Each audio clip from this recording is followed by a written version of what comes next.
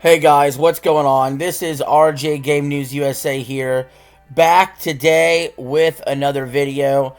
And today we're going to count down the top 10 selling games of 1998. We're going to do Wikipedia stats.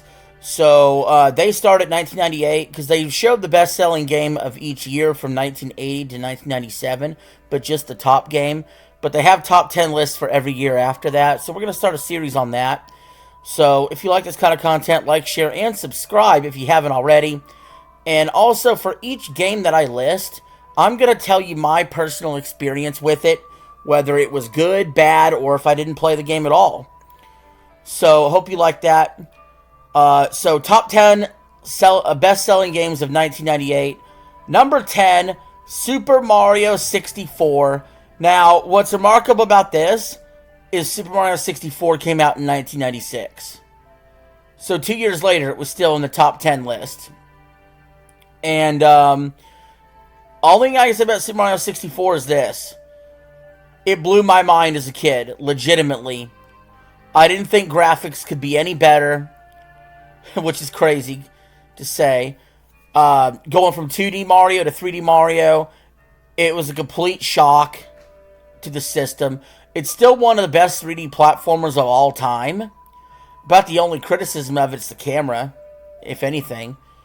The final Bowser boss fight is the most epic in the series. You get to spin him around, and then release him into a spike ball, and it gets increasingly more difficult. And it's very epic when you win. Number 9 on this list is Madden NFL 99. You know what? I actually did not play. Maybe I tried it, but I did not really play Madden NFL 99. I really got into Madden in 2000, so I just missed that. Number 8 on the list, Gran Turismo. You know, I had a PS1, but I did not get the original Gran Turismo. Number 7 on this list, Banjo-Kazooie. It's a good platformer. You know, I do think that some people idolize it slightly too much, because I just think it's good. I just think it's solid. I don't necessarily think it's on the same level as Super Mario 64. But, you know, I had fun with it.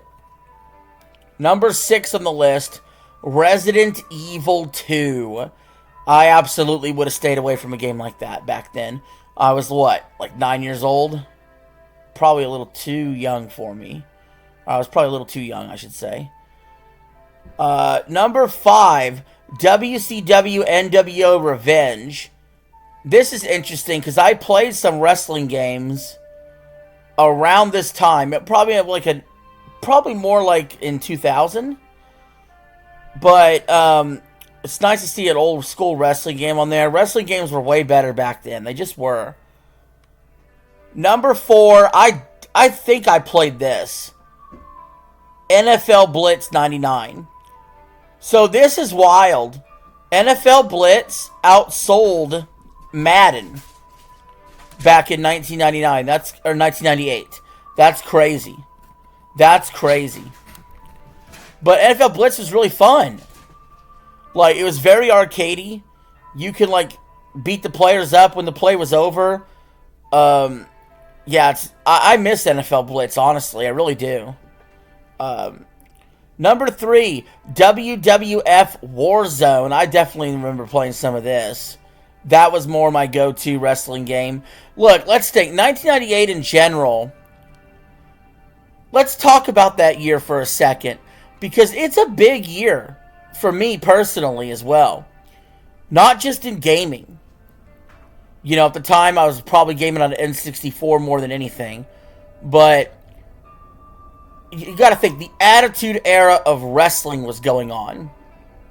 Wrestling was huge for me in 1998. 1998 was a huge year for me because of two things mostly.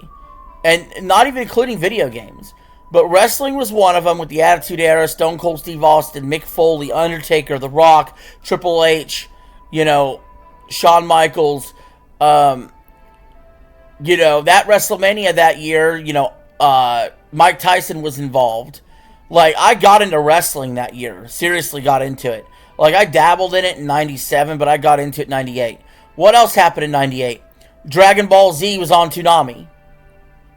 So, like, I was getting a little older. I was growing out of the more Disney movies, or growing out of Power Rangers, or graduating up to Attitude Era Wrestling and anime. And so 1998 was like a big deal year for me. And speaking of that, number 2 on this list, GoldenEye 007. Abso-fucking-lutely. Look, I don't think this is the greatest game in the world to go back to, because the controls and whatnot. But you best believe there were so many nights. It was pizza, Mountain Dew, Doritos, GoldenEye, friends, let's fucking go. Love the campaign as well. Campaign's very underrated part of this. But the multiplayer was where it was at. The Golden Gun, split screen. You know, it was sort of the precursor to Call of Duty and to Halo. And some of the shooters that I like more than that. But it was the first, really. The first to do that. The split-screen multiplayer. And number 1 on the list, without a doubt, it's Legend of Zelda Ocarina of Time. And not only do I think that's the best game from 1998, it sold the most. Clearly. And, you know, it established a formula for Zelda for the next 20 years of games. Dungeons, an epic boss fight, an awesome story, puzzles, different items you need to equip, boss fights, if I didn't already say it. You know, just like Mario, when Mario took the leap from 2D to 3D, and it was a big deal. This was a big deal for Zelda as well. You know, huge change to the formula.